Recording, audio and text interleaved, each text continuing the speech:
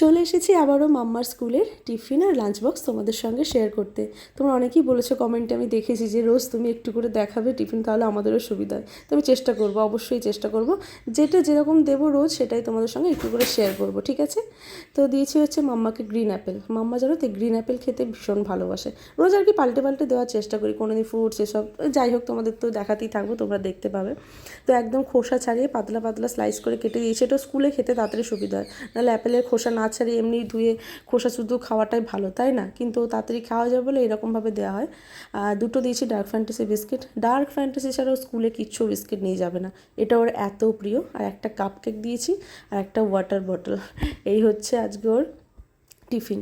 রোজ আর কি ঘুরিয়ে ফিরিয়ে দেয়, কোনো দিন ব্রেড, টুকিটাকি বিভিন্ন ধরনের ফ্রুটস, এইসব পাল্টে পাল্টে দেওয়া হয়, ফ্রুটসটাই বেশি দেওয়া হয়। আর লাঞ্চে দিয়েছে হচ্ছে সাদা ভাত, আলু ভাজা। আজকে হ্যাঁ, আজকে ওর আবার আলু ভাজা খেতে ইচ্ছা গেছে। মানে এমনিতে আলু অতটা খেতে চায় না, তরকারি ঝোল দিলে না, আলু দিলে আলুটা খায় না, সবজিগুলো খেয়ে নেয়, ভাতগুলো খেয়ে নেয়। তো আজকে বলেছে আলু ভাজা নিয়ে যাবো, তো সেটাই দেওয়া হয়েছে, আলু ভাজা, তার সঙ্গে টকের ডাল আর ডিম সিদ্ধ। ডিম সিদ্ধতে আবার গোলমরিচ ছড়িয়ে দিতে হবে ওনাকে। এই হচ্ছে ওর লাঞ্চ।